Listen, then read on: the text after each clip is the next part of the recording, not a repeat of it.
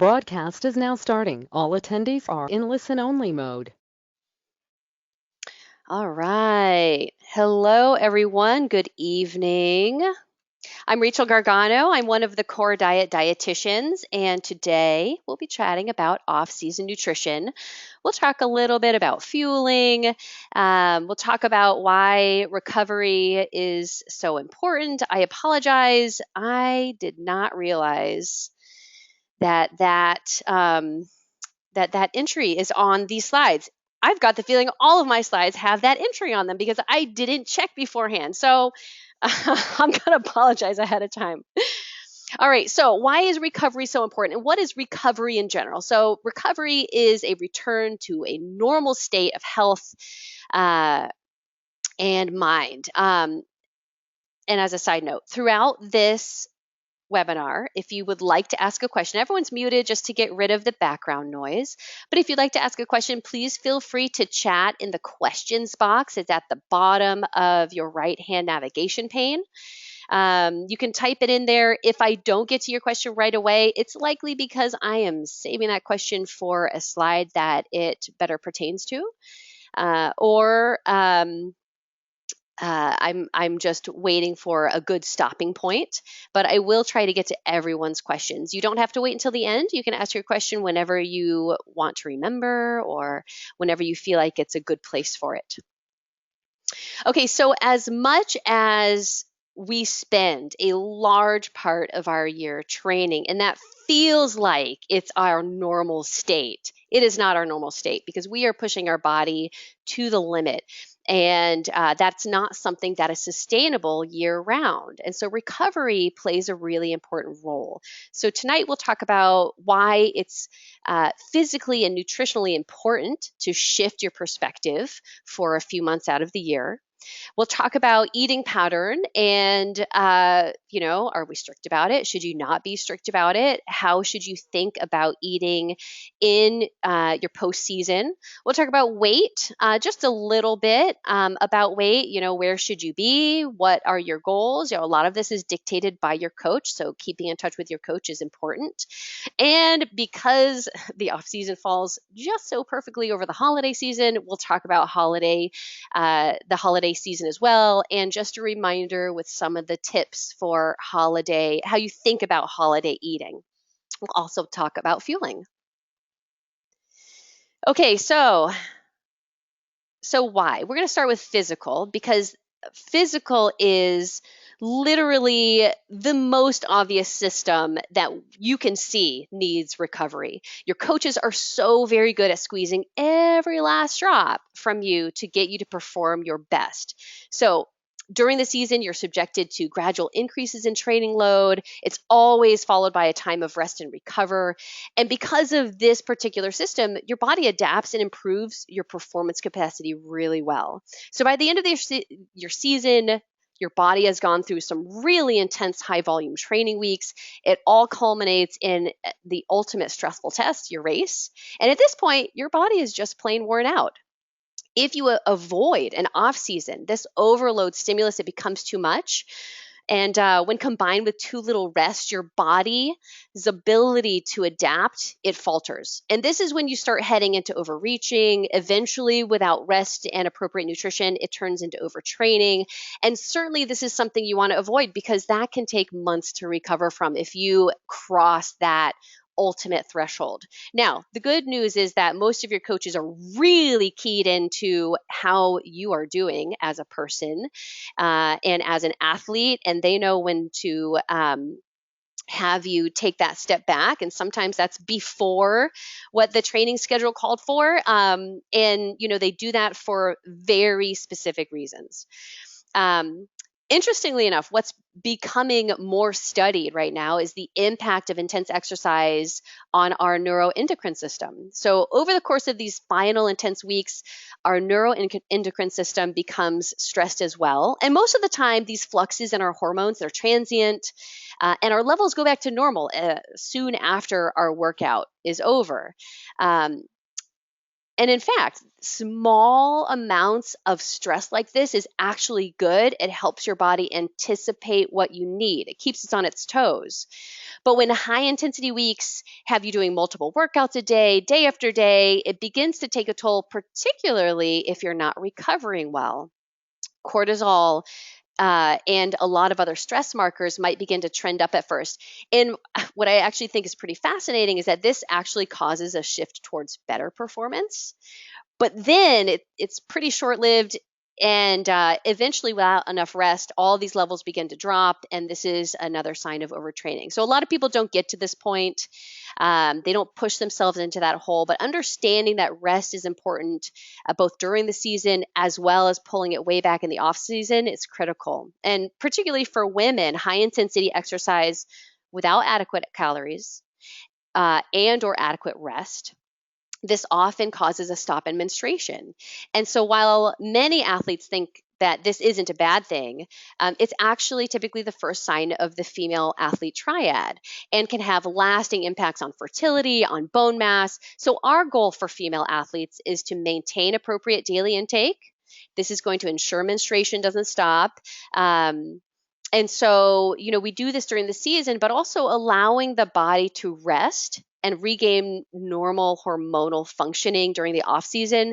That's part of the equation as well. So we really want to look at this as a year-round goal setting. And beyond physical reasons, the off season is mental recovery. You have just been on for so many months, both in terms of training as a second job, as well as intense focus on your eating pattern, on your diet, on fueling. It can create some big time burnout. So taking a step back, allowing yourself to enjoy some foods, perhaps go to events you may not have had time for before, seeing friends and family that perhaps took a back seat while you were doing all that intense training. These are all parts of rounding out your recovery emotionally and physically. Okay. That is so annoying. I apologize. I did not check on that. Okay, so now on to changes in eating pattern. So the first 2 weeks, just forget about the rules. Your body needs to recover. So eat what you want, enjoy it, enjoy yourself, put your feet up, rest. Your body needs some pretty intense recovery in those first 2 weeks. Beyond this, we get into the meat of your postseason. And so this is a time to take a step back from your stringent adherence to the core if you're following the core diet. And I know that some of you are very strict on following it. So you need to find a new balance. Now, make no mistake, I'm not telling you to throw all your rules out the window. They're simply taking a step back and giving the rules a rest. You want to maintain some sort of semblance of moderation in nutrition because you do want to keep your sights on your upcoming season. So you can't just kind of throw it all away in these upcoming months. Now, this might mean that you're a little bit more lenient with grains. Maybe you eat them a little bit more. Maybe you eat them even outside of the post-workout grain window. Go ahead, enjoy some things like French bread and white rice and pasta and refined grains, but definitely keep in mind that most of your grains should be from whole sources because this is what's going to keep providing you with antioxidants. It's going to keep providing you with micronutrients. It's going to keep a good load of fiber in the diet. So these grains are going to be an important part of how you recover. Lots of B vitamins. So definitely make sure that you have them in there. If you've been on a calorie deficit and you're following the macros given to you by your core dietitian or maybe by the macronutrient calculator, the percentage of fat in your diet has likely been pretty low. As a core athlete, you likely know that we do this very specifically if you've been on a weight loss path, because as an athlete, you have to keep the carbs in there. You have to make sure you're fueling well, you're recovering well. And we also increase your protein because we want you to be able to stay satisfied and maintain your muscle mass if you are on that weight loss path. And that means where do we Where do we give you a deficit from? We take your deficit from fat as part of that to make sure that your macros are aligned. But it's not good to be that low in fat for that long. So if you have been on this low fat for a significant amount of time, you definitely want to give yourself more fat. Fats are important for cell health. They're important for hormone production. It's important for fat soluble vitamin absorption, A, D, E, and K. So give your body a break. Move your intake around a little bit so that your percentage of fat increases. And certainly, if you're maintaining your weight or even if you're still trying to lose, and we'll talk about that a little bit more in a moment, you can still have a calorie deficit with a higher fat percentage. And in fact, if it works well for you, you can talk to your core diet dietitian about how that might play into your season too, rather than just being low fat all the time, because sometimes your calorie level dictates a fat level in that low fat percentage that is almost impossible to meet. So certainly, at least during the off season, make sure that you have upped those percentages in your diet. Unless it's the day before a race, eating plenty of produce is important. It's a non-negotiable part of your diet. And while it does take some planning, it's definitely a key part of keeping a nutrient-rich diet that's going to help reduce chronic disease. So just because it's the off season, don't set those fruits and vegetables aside. Make sure that's part of your daily routine. And finally, say it with me, training volume is reduced, which means smaller portions. So your calorie intake is going to decline pretty drastically compared to where you've been the past, 6 to 8 weeks. So it's easy to pack back on the pounds without even really realizing it, since emotional hunger and cravings may still be at a pretty fair amount, a pretty good height as they were during those final months of your training. So just be aware of your portions. One way to do this is by focusing on fullness. So by eating until you're 80% full or just satisfied, this is going to help you stay within the portions needed in the off season. So it's time to start listening to the body again. It's time to start being a little bit more mindful and aware of of your intake. And this is actually sometimes a pretty big transition for some athletes, because during the season, sometimes athletes lose sight of hunger and satiety cues. Often you're very scheduled when it comes to eating while you're training. You have to have a pre-workout snack. You have to fuel during. You have to have your post-workout recovery drink. You have to have your grains. And then you're in the core window and everything is very structured. And then you get into the postseason and you almost feel like you're not sure what direction to go in. So it's really important in the off season that your body, not your training plan, set the schedule. So if you've ignored these signals for a while, it's time to take a step back and to begin to really notice them again. So be particularly aware of your choices and knowing that slowing down during mealtime, this is an important part of your off-season transition. It takes, and a lot of people know this stat, but I always feel like I have to throw it out there. It takes about 20 minutes for the stomach to tell the brain that it's full. So when we eat too quickly, we're more likely to eat beyond our needs. Give your body a chance to feel satisfaction by putting down your utensils between bites. Some people like to count how many times they chew. I find it really distracting, and I can maybe do it for 2 bites and that's it. But certainly some people find it almost meditative to do it that way, and go for it if you enjoy that. Take sips of water between bites. If you eat with someone who is a slow eater, try to match them.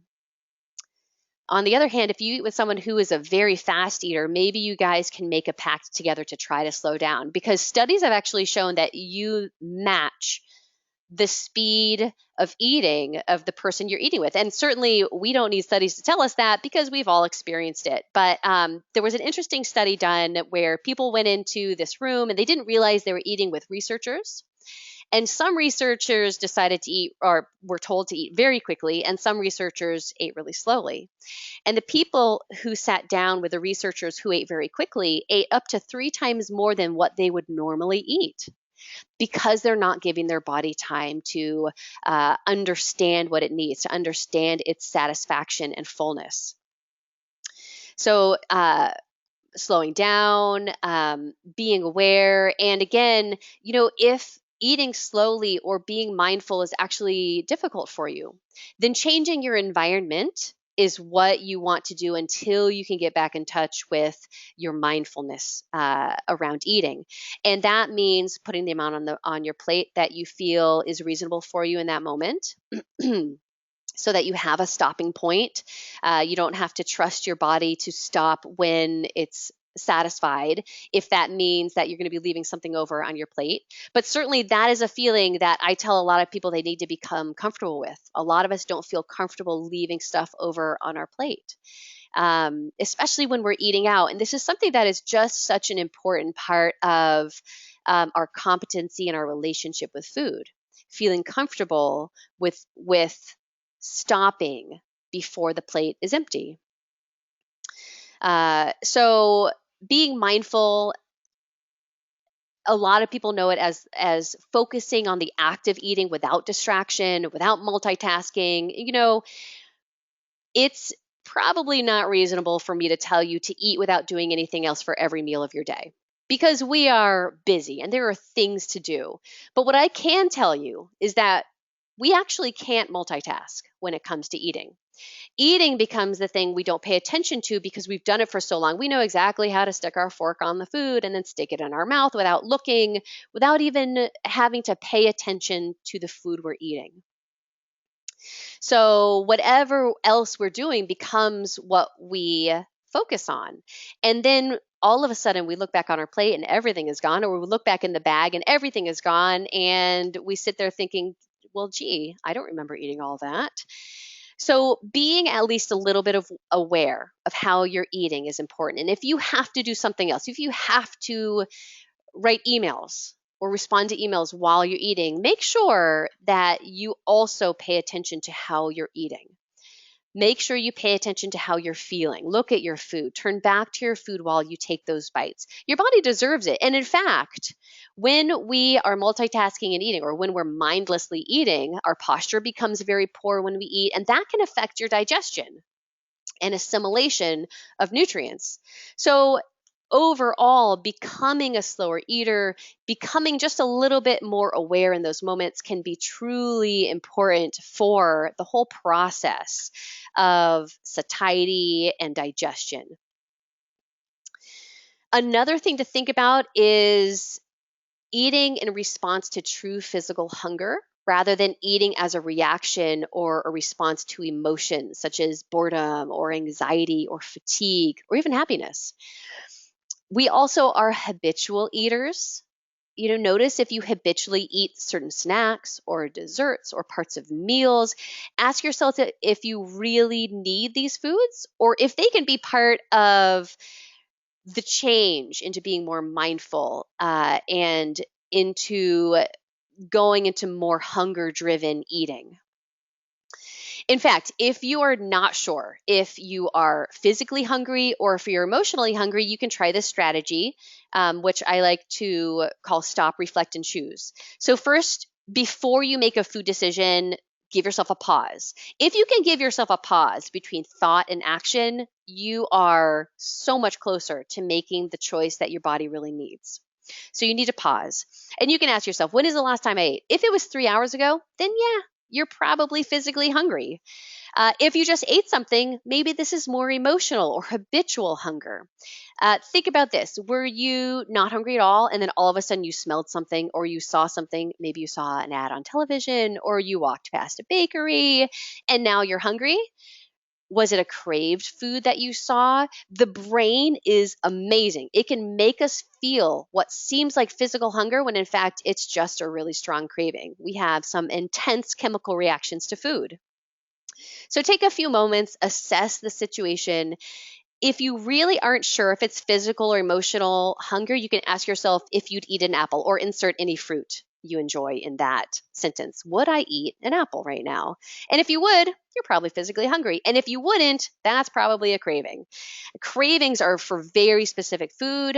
Physical hunger is normally for anything that sounds pretty good, unless you let your physical hunger go on for too long, and then it intersects with cravings. And then all bets are off. So you don't want to go too long without eating, because it becomes a more difficult situation emotionally when it comes to your food choices and then how you feel after you eat. So, eating, you don't want to go too much longer than 4 or 5 hours without eating. Okay, so being aware allows you to make these deliberate choices about what you're eating and how much you're eating. Notice your triggers, what makes you want to eat. If we can set the intention to be aware before and during a mealtime, you can actually make an impact on the how and the what and the how much that you eat. It's not about being perfect. It's about taking these little steps every day and being better than you were before, seeing those little silver linings. They all add up into bigger change. So building these habits now while you have the time can bring you into this new season with those new habits as well. And they become a little bit easier the more you spend time focusing on it. So in fact, you have more time now. Maybe you try new recipes. Maybe you spend a little bit more time in the kitchen, just becoming more comfortable again, and not just eating because you have to, but eating because you enjoy it, or preparing a meal because you enjoy it, not because, all right, I have to make sure I have all my fuels with me, and okay, wait, I have to pack 2 scoops of my recovery drink, and I have to bring some sort of grain for after. I mean, it was very, very training driven before, and we're entering a much more fluid time where you get to think about what you want to eat versus what you have to eat. Yep. Okay, so we're going to switch gears just a little bit and talk about weight. Okay. First, if you made it down to race weight, a big congrats to you. As good as it might feel down there on an emotional level, it's time to bring it back up. The goal is to gain between 5 and 8 pounds, sometimes more, sometimes less. You want to chat that out with your coach, see how they're feeling, or chat that out with your dietitian. You really want to get out of a catabolic state. When you're down at race weight, you're burning more muscle than you want to. This is counterintuitive to your upcoming performance goals. So let's make sure you're getting into a place where you recover your hormone balance, where you recover your nutrient stores, and where you're using appropriate fuel sources. If you're at a place where you've been continuing to lose a little bit of weight, that's been kind of your goal, and that's what your goal is for your off season, definitely still take a few weeks where you enjoy yourself after your race. Give your body and mind a break. You really need it. Aim for weight maintenance during this time, or maybe just gain a couple pounds. Much of it will be water weight anyway from all those extra carbs and sodium. But after that, you'll want to kind of hone it in a little bit, but I don't want you to stress about it. Stress is your enemy when it comes to weight. Plus, you're in the off season, and this off season is filled with holiday food, so you really want to find your balance. How much stress do you really want to put on yourself during this time that is supposed to be less stressful?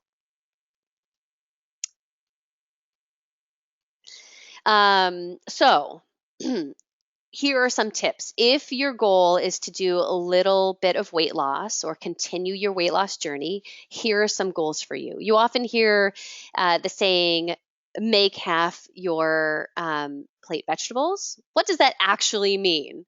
Does it really mean that half your plate has to be vegetables? Well, it means that your goal should be around 1.5 to 2 cups of vegetables at both lunch and dinner. And this helps you implement something called volumetrics. So vegetables are really high in volume. They help you feel full. They're also really high in nutrition while being lower in calories. So eating plenty of them at meals allows you to stay satisfied while having smaller portions of the other foods that are perhaps low volume and high calories, such as grains and fats and things like that. In fact, Interestingly enough, the body does not know calories, but it knows volume. So our fullness is actually directly linked to the volume of food that we eat. And you're probably all saying, well, duh, Rachel. I mean, when I eat a lot of food, I am full. So if we eat 3 cups of broccoli, we're the same fullness as 3 cups of rice. But 3 cups of broccoli is 150 calories and 3 cups of rice is 700, but we're the same fullness. So if your journey is weight loss, fill up on vegetables. Um, and you definitely want to make sure that you set your goals for these next few months. You want to make them achievable. You want to make them realistic. Remember, this is the holiday season. Take that into account. Look at your big picture and then break down into weekly mini goals what you want to accomplish. Sit down each week just for like 20, 30 minutes, maybe on a Sunday. Think about how your week went. Where were your challenge areas? What are just 1 or 2 things you can do in the upcoming week that can help you stay on the track that you want to stay on? How are you going to accomplish those big goals? If you just go blind into these next few months or into each week, you may not accomplish what you're setting out to do. So putting in that little extra effort can really help you meet those goals. Coming back to that same vein of ensuring satiety, making sure you drink plenty of non-caloric fluids, and if we're being specific, make much of that water, is going to be important. So the body actually confuses thirst for hunger. So even if you're just slightly dehydrated, the body's going to think you're hungry, and this can lead to eating more than what the body needs. So definitely make sure that you look at your day, and if at the end of the day you're feeling quite hungry, even though you just ate a full meal, maybe look at how much fluid you drink that day, because that can make a pretty big difference. Accountability is important, and sometimes food logs can help with this. You certainly don't have to keep an online one. It can feel tedious. It can make you feel too obsessed with numbers. A paper log is perfectly fine, but be honest with yourself and write everything down. As they say, you're only cheating yourself if you decide to eat even just small handfuls of things without writing it down, because if you are going through these motions and you're not losing weight and you haven't been recording just those tiny things you've been having throughout the day, it's important to know that those little things add up too. So write things down. If you find that you aren't losing weight, look back on it. Has anything slipped in? Are your portions getting a little bigger? Are your cheat meals expanding to other nights? Try to find the culprit if there is one. But it's also very important to keep in mind that the body goes through several natural plateaus. Really important to know this, because a lot of people will quit their journey when that first plateau hits. They think, I'm working so hard and my body has stopped responding, I'm just going to give up. But in fact, every time you lose about 10% of your body weight, your metabolism needs to readjust a little bit. So your body will stay the same weight for about a week. Maybe it'll stay for a little bit longer, maybe just a few days, and then it's going to start to lose again. There's really nothing you can do about these plateaus except for stay the course and don't be brought down by them. Your body is still working for you. It just needs a little bit of patience while it revs back up. So there are lots of different types of natural plateaus, even beyond the 10% body weight plateau. There are plateaus caused by hormones. I mean, there's a slew of plateaus that happen that are natural and that you will move through. It just might take your body a little bit of time. And on this note of cheat meals, are your cheat meals expanding to other nights? I want you to know that you can still have the foods you love and the meals that you love and still be able to lose weight and still be able to enjoy your postseason, even if your goal is maintenance. It's really all about stopping when you're satisfied versus finishing what's on your plate and then being overly full, or even not finishing what's on your plate but being overly full, because what's on your plate could be like 2 or 3 meals worth, and you might not even have to finish it to feel overly full. So slowing down, trusting your body to tell you when it's full is important. Um, you know, it's interesting and empowering to feel comfortable enough to stop and to let the food kind of be. Let it be. You don't need all of it. And if you're eating out, a lot of people say, but I paid for it. But you didn't pay for those calories to go to your waste. You paid for the experience, you paid for the deliciousness, but you didn't pay to have them give you 2 or 3 meals. So it's okay to let that go too. But I know that that's a hang up for some people, and working through that can take some time. Okay, so we're going to jump into some holiday eating now. Okay. All right. So, since the off season coincides so perfectly with the holiday season for many people, I'm going to provide just a few reminder tips to help you feel in control of one, the entire season, but also those big eating occasions that might sneak up. So, first, and this slide is talking mostly about looking at the season in general. Stick to your normal eating pattern. Skipping too many meals to make room for a big meal can actually backfire. It'll leave you feeling hungrier. It'll leave you feeling more susceptible to overeating. Not just feeling more susceptible to overeating, but more susceptible physically to eating beyond what your body needs. So make sure you come into a meal or a party having eaten your normal meals ahead of time. If anything, load up on extra veggies so that you feel more satisfied, especially right before that party or that holiday meal. You want to set your boundaries. Often this time of year, there are so many parties that it just feels like a one big hollow month. And it's just strung together week after week after week. And all of a sudden, you're feeling too tired and you're feeling sluggish. And it's all these foods are weighing down on you. And it becomes harder and harder to get back on track because these high fat, high sugar foods change your brain chemistry a little bit. They make it more, they actually change the leptin in your brain and also the natural opioids in there that cause cravings. I'm going to talk about that in just a minute, but it's really important to be very intentional about allowing yourself to enjoy the party, but then getting right back to a normal eating pattern the next day or at the next meal. Letting go, that's a key to continuing to feel well and to have energy and just to be able to get back on track. So definitely see each of these things as a singular event, and we'll talk about how to go into these events feeling pretty good. But don't let the rebound period be the next 3 days. Have your rebound period be just the next meal, back on track.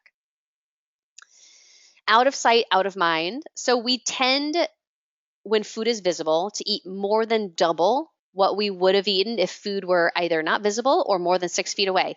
And the studies for the 6 feet away thing is that basically you have to get up and get more, and people either don't want to be seen getting more or they're too lazy to get up. And so if it's at least 6 feet away, you're less likely to eat more of that food. That is if you're sitting down. If you're standing up, it's really easy to cross 6 feet. So this goes both for at work and at home. So if you can put the treats in cabinets or the freezer or in a desk drawer, or not look at them, or ask your coworker to put them in a different room altogether, it can help it be less tempting, and hopefully you won't reach your hand into that bowl every time you pass it. The other thing that you can do is actually make healthier food more visible, because the studies are showing that when you put healthy snacks and healthy foods out on the counter, and you put them so that they're nicely displayed in like a nice bowl and with nice lighting, studies have done this, that it makes you want to eat them more. And so you want to be more inclined to choose those items and less inclined to rifle through your cabinets. And so this is how you can start to balance that. It can be difficult when you live with other people, but it's probably better for everyone if the treats are out of sight, out of mind. The other thing you want to think about is getting plenty of sleep. And this isn't just true for holidays, it's true for all the time. I'm sure you've heard it from your coach that sleep plays a critical role in performance. Sleep, get your sleep before your race, make sure you're well rested. Well, it plays a significant role in how you eat as well. And the first thing is that lack of sleep actually affects our hormones and our hunger and satiety hormones. So these hormones ultimately play a role in our weight regulation. And there are two in particular that are impacted, and the first one's leptin, and the other one is ghrelin. And ghrelin is found in the stomach. It lets us know when we need food and when we're full and we can stop eating. And the other is leptin, and it's found all over the body, including in the fat cells. And in the fat cells, they regulate how much fat is stored within that cell. And when that fat storage reduces, leptin tells the body, eat more food. Your fat's going down, which, by the way, is really difficult when you're trying to lose weight. The body loves homeostasis. So leptin wants to keep everything the same, wants to keep it regulated, and it makes you hungry when it notices that fat stores are going down. When we don't get enough sleep, both leptin and ghrelin increase. And this makes us not only hungrier, but also storing more fat. Yay! So, not what we're going for on a daily basis. Make sure you're getting plenty of sleep. Side note about leptin, because they're finding some very interesting things about leptin, the hormone. And that's that the more we eat, the more leptin we release in the brain. And leptin actually dampens your sense of taste or your sense of reward in the brain. And you end up having to eat more and more of that food to get the same pleasure to overcome this leptin barrier. So overeating begets overeating, and this is a vicious cycle. The good news is that after a few days of eating normally and pushing through those cravings that those natural opioids in the brain might pump out, leptin levels begin to reduce again and become a more normal level. And this allows you to not only enjoy foods without adding as much salt and sugar to them or without eating as much to get satisfaction, but also helps reduce these cravings. So really interesting what these hormones can actually make us feel and make us do and how our body responds. But the second reason why adequate sleep is important is because that and exercise, they improve executive functioning. And this is our brain's ability to plan, to decide, to troubleshoot, or even to exert willpower in the face of cravings, bad habits, or holiday eating. So plenty of sleep is plenty important. And finally, well, that means I have to do one more. There we go. Finally, no matter what, let go of your negative internal commentary. And this is a hard one for a lot of people. Give yourself permission to eat the foods you love. This is interesting. By giving yourself permission to eat the foods that you want to eat, it takes away their power. So instead of that internal argument of you saying, no, you're not allowed to eat that food, and the little devil in you says, yes, eat that food. You love that food. You only get Auntie Maggie's pie once a year. Have that food. And then the other side of you saying, no, don't eat that food. It's just going to open the gates. And it's this struggle. And that 9 out of 10 times, your little pie devil in you says they win and you eat it. But then you feel guilt because it was an off limits food. Well, don't give food that power. Take that power away by giving yourself permission. Give yourself permission. And don't just fake it, because if you feel guilty, that means you really didn't give yourself permission. Really give yourself permission. But on the flip side, you want to give yourself permission to stop eating too. And we often forget that you are allowed to give yourself permission to stop eating as well.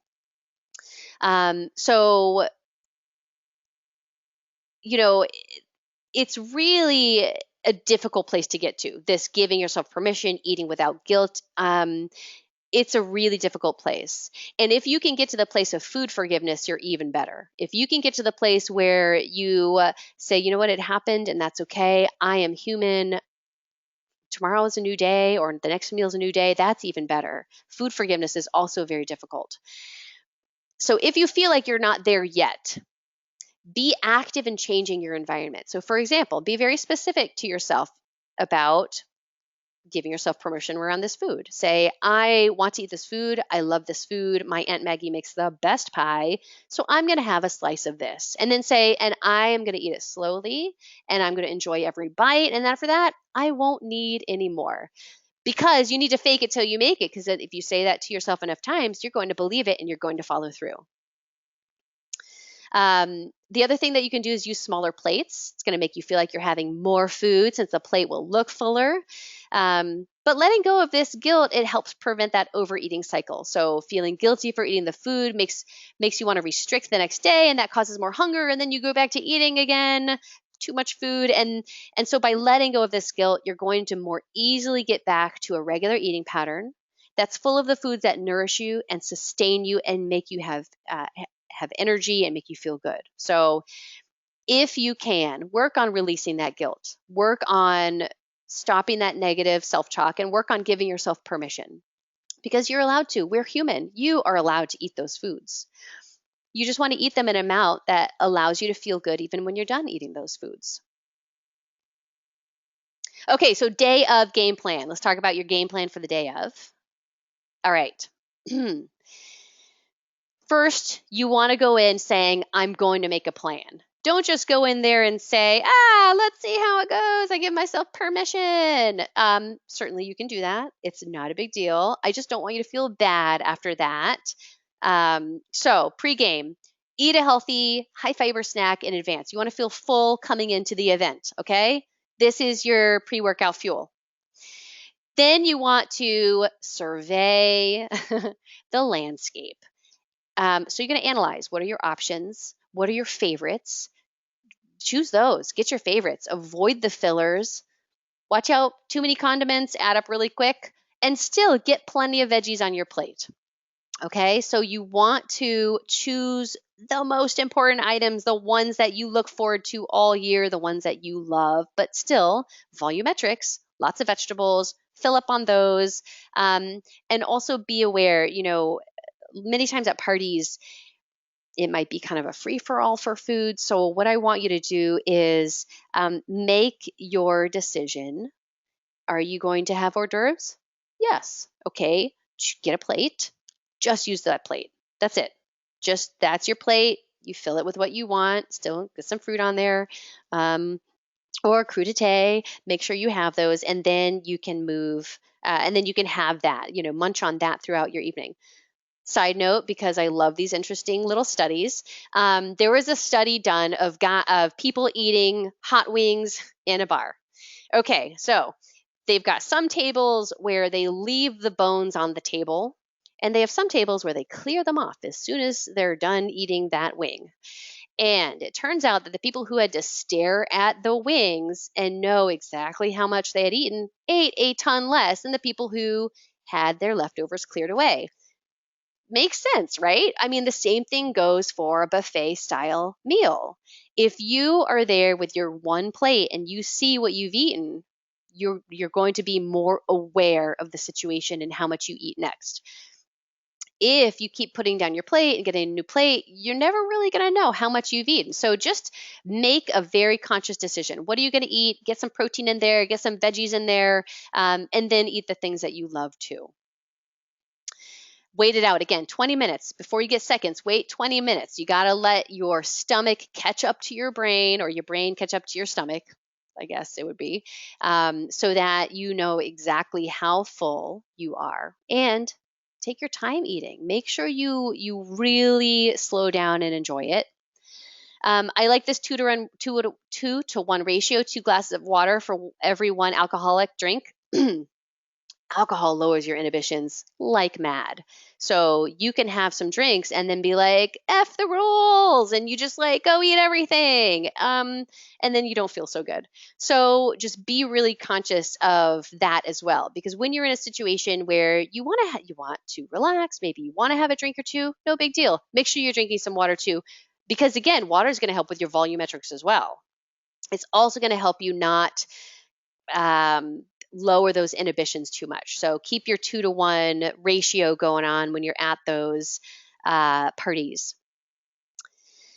Just one dessert. No, you don't always have to follow the just one dessert rule. Maybe you have such small slices that it is just one dessert, but you've had like 3 tiny, tiny pieces of pie. That is acceptable. Give yourself permission. Or if you're like, you know what, pumpkin pie, I don't really need that. I'm going to go for the pecan pie. Do it. Don't waste your calories on things that you're going to just take a bite of and say, not such a big fan. You want to save them up for what's really good. And then post game, leave the leftovers. Unless you're going to dole them out really specifically, Of course, I didn't bring water up with me. I'm just going to mute myself for 1 minute while I cough.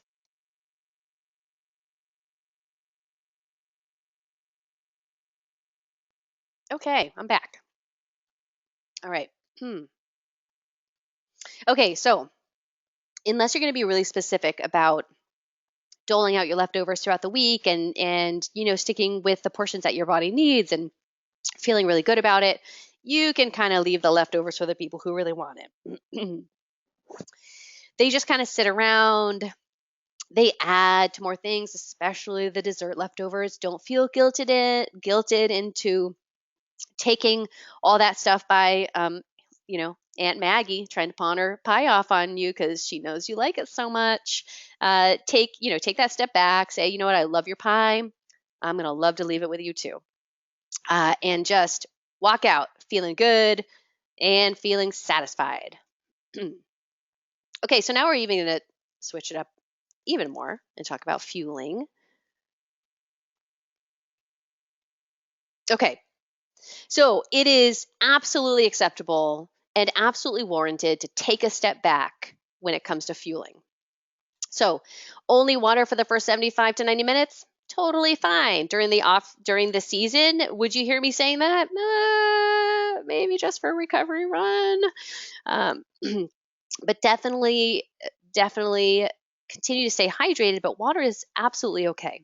Now, caveats, totally dependent on weather, absolutely dependent on its intensity. Beyond this, fuel as you feel is necessary. You do not need as much as you needed during the season. So you can do just fluids, you could do just solids. Now, if you're out there for a long time, you still need an ample amount of fueling. So you probably want to bring both, definitely get enough sodium, get enough carbohydrates, but you're not at this point training your gut. So you do not have to follow your race fueling plan. Absolutely take a step back. Do you want to try something different? You can try something different. You want to have a banana? Sure, have a banana. You want to go for some chia seed gels, huma gels? Go for it. You want to bring some applesauce pouches? Hey, awesome.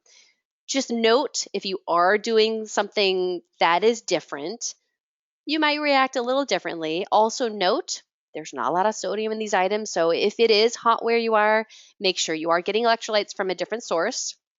But certainly, it's absolutely okay to make some changes in the off season if you're getting too sick of gels and Gatorade Endurance. I understand. You can make that change for a little while. And some people say, well, what about making my own sports drink? Go for it. Make your own sports drink. Um, You can absolutely do that if you want to. Or you can water down Gatorade, or you can use a different fuel altogether. Use Scratch or whatever sports drink you were using before. If you want to stick to it, you can absolutely do that. You just, if you want a little bit of a change, you can also do that. So just be aware of what your training is dictating in the moment. It's okay for shorter workouts to have water. And then beyond that, you don't have to go crazy. And if you want to do a little bit of solid fuel, go for it. If you are a little hesitant to do that, maybe you don't have an iron stomach, then stick with the gels, but certainly take a step back. Very important to listen to your body like that. Okay, so I did have a question come in. I hope I answered it. The question was, how do you recommend managing sweets and alcohol during the holidays? Did I answer that for you, or do you feel like we need a little bit more on that? Hmm. Okay, good. Yes, was answered. I am